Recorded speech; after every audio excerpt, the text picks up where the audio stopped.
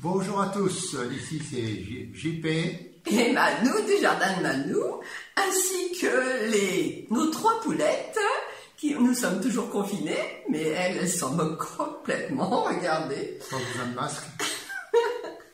Elles sont dans leur coin favori, voilà, tout près du potager, mais elles ne peuvent pas y rentrer. Et là, elles y trouvent tout ce qu'il y a à manger pour elles. Elles sont bonbons. Elle évite ma paille pendant ce temps-là. Voilà. Donc aujourd'hui, on va parler à nouveau de cuisine. Nous allons nous tourner vers un des petits brédeleux fondants. Il va falloir 120 g de sucre glace, une cuillère à café de vanille, un œuf, 11 g de levure chimique, enfin c'est un sachet, 150 g de beurre mou, 60 g d'huile, 110 g de farine et 345 g de maïzena.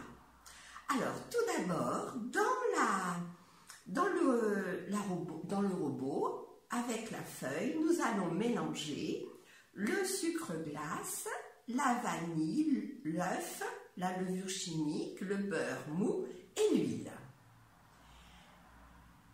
Voilà. Et ensuite, lorsque tout est amalgamé, eh bien, on y ajoute la farine et la maïzena. Donc, et à nouveau, on remue, thermostat, enfin vitesse 1. Donc, vous voyez à l'écran ce que ça peut donner. On ne va pas plus loin. C'est bon, c'est prêt. Il n'y a plus qu'à façonner en boulettes et à mettre sur une plaque et à cuire. Alors, cuire à 170 degrés pendant 15 minutes. Et voici le résultat au bout des 15 minutes. Donc, ça vient d'une blogueuse, Cuisine et Pâtisserie. Et j'ai trouvé que c'était vraiment très très bon. C'est fondant, ça fait sablé, meringue, ça fond dans la bouche. Alors, bien sûr, il y a des calories, hein, ça, vu la quantité de beurre et de sucre, mais bon, hein, on peut se faire plaisir. Ça sera des brédeleux fondants pour vous. Des quoi? Des brédeleux. Qu'est-ce que c'est que des brédeleux? Un petit gâteau Alsacien. Donc ça, c'est la première sorte que je fais. Je vais en faire d'autres sortes. On en fait toute l'année de ces gâteaux en Alsace? Non, qu'à Noël. Ah, c'est des gâteaux de mais Noël. mais moi, je t'en fais souvent aussi. Hein. Il y a Noël, pas tous les jours, mais tous les mois, il y a un peu de Noël. Mais je ne les mange jamais seul. Je les mange toujours avec modération. Oui, avec modération. Toujours. Bien, alors, avec modération, qu'est-ce que tu vas nous raconter aujourd'hui? Avec modération, un peu d'histoire. Aujourd'hui, nous sommes donc le 7 décembre et c'est le 79e anniversaire de l'attaque de la marine impériale japonaise sur la base militaire américaine de Pearl Harbor dans les îles d'Hawaï. Ah, oui.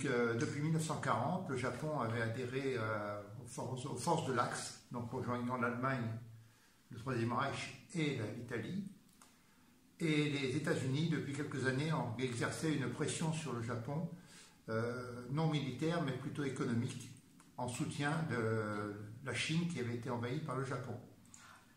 Il a noté également que depuis 1940, les Japonais avaient installé des bases dans l'Indochine française, après avoir bombardé Haiphong et Lanxon.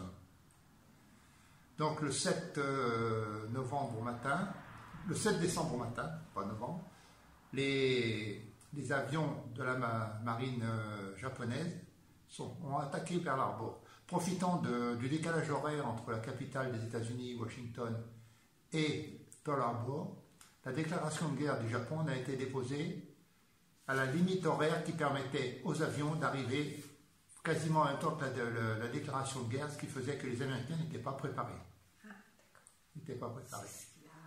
Donc, quelques jours avant cette attaque, la flotte impériale avait quitté le Japon et s'était déplacée vers les îles Kuril pour se camoufler hors de portée des avions américains. Oui. Et lorsqu'elle a pris la route d'Hawaï, elle n'a pas été découverte par la marine américaine. Donc c'est une attaque qui a causé 2400 morts parmi les forces américaines, tant marins que soldats de l'armée de terre. De nombreux cuirassés ont été coulés, détruits ou fortement endommagés. Quelques-uns ont pu être enfloués, mais très peu.